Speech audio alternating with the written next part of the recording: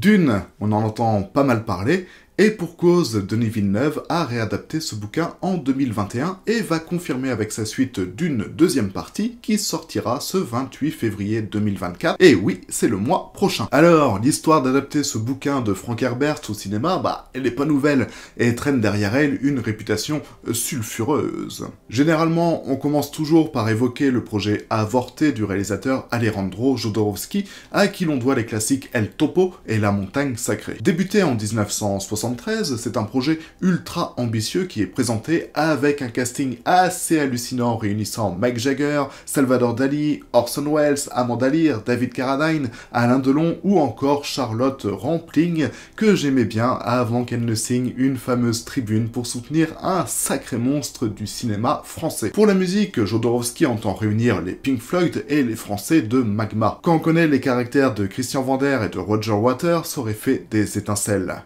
Peut-être pas dans le bon sens, mais des étincelles quand même. Pour les designs, on parle du dessinateur Moebius, le plasticien H.R. Giger, principalement connu pour avoir conçu entre autres la créature Alien, et Chris Frost, qui lui a d'ailleurs conçu le Nostromo dans Alien. Bref, tout semble grandiose, tout flirte avec le 5 étoiles, mais faute de financement, tout s'effondre en 1977 sans que la moindre image ne soit tournée. Il en reste toutefois un super documentaire, Jodorowsky's Dune, sorti en 2016. Ensuite, les droits sont rachetés, Ridley Scott est mis sur le projet, mais il se casse pour se consacrer à Blade Runner, film qui réutilisera des décors créés pour la version de Dune de Jodorowsky d'ailleurs. Et c'est David Lynch qui reprendra finalement le flambeau. Sorti en 1984, ce sera selon le réalisateur lui-même son pire film, la faute en partie à des conditions de tournage déplorables. Et Lynch lui-même refusera que son nom soit crédité au générique. Puis au début des années 2000, il y a une série sur Sci-Fi sortie dans l'indifférence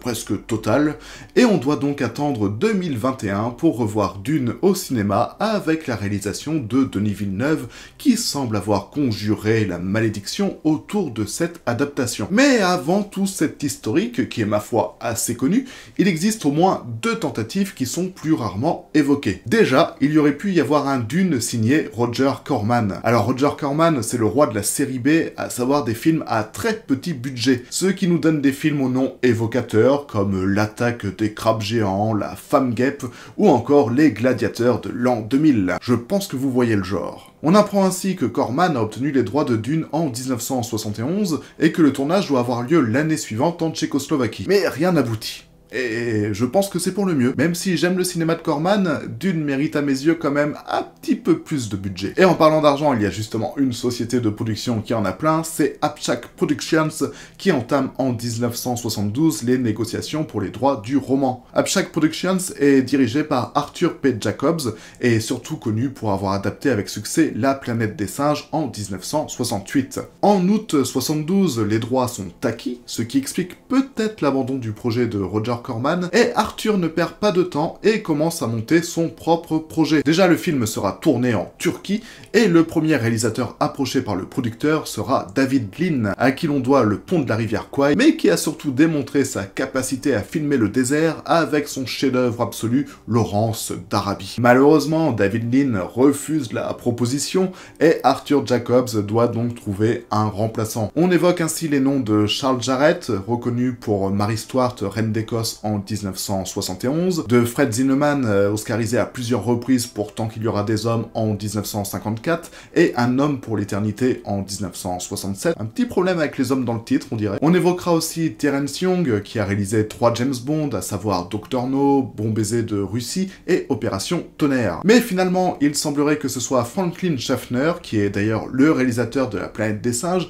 et qui a donc déjà travaillé avec Arthur Jacobs, qui est privilégié. En 1973, Schaffner est en train de réaliser Papillon avec Steve McQueen et Dustin Hoffman. Et Arthur va donc envoyer 3 exemplaires de Dune sur le tournage. Un pour Schaffner, évidemment, et 2 pour les scénaristes de Papillon. Dalton Trumbo, connu pour sa seule et unique réalisation Johnny s'en va en guerre, mais qui a écrit des dizaines de scénarios, dont Spartacus pour Stanley Kubrick, par exemple. Et Lorenzo Semple Jr., qui a scénarisé Les 3 jours du Condor, à cause d'un assassinat, mais surtout le fameux Batman de 1966. Trumbo déclare être extrêmement intéressé et qu'il aimerait faire cette adaptation, et Lorenzo Semple Jr. dit qu'il est très enthousiaste et impatient de faire l'adaptation. Tout semble donc assez parfait, mais malheureusement, en 1973, les scénaristes sont en grève. Et oui, il y avait déjà des grèves à l'époque, et le projet est alors ralenti. Bon, ça n'empêche pas Arthur Jacobs de lancer les repérages, et de choisir la ville de Gorem en Turquie, connue pour ses habitations troglodytiques, et de commencer à former son casting en choisissant Patrick McGowan, connu pour son rôle culte dans la série tout aussi culte Le Prisonnier, John Neville, que l'on connaît surtout pour son rôle du Baron Munchausen dans le film de Terry Gilliam, Susan Hampshire, connaît pas, James Coburn, que l'on a pu voir dans Les 7 mercenaires et La Grande Évasion, ou encore Christopher Plummer, La Mélodie du Bonheur, L'Homme qui voulut être roi,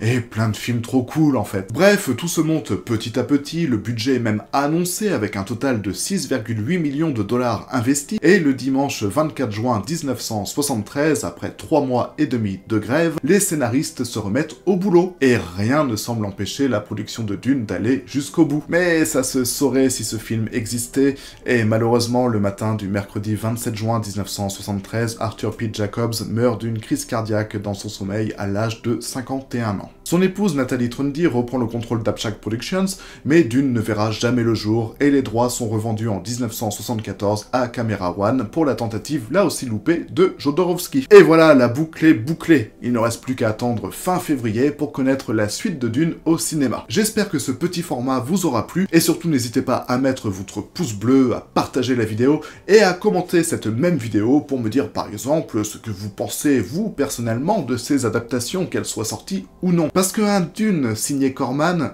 ça aurait pu être vraiment fun en vrai. Bref, je vous dis à la prochaine, prenez soin de vous et je vous fais des bisous. Wouh!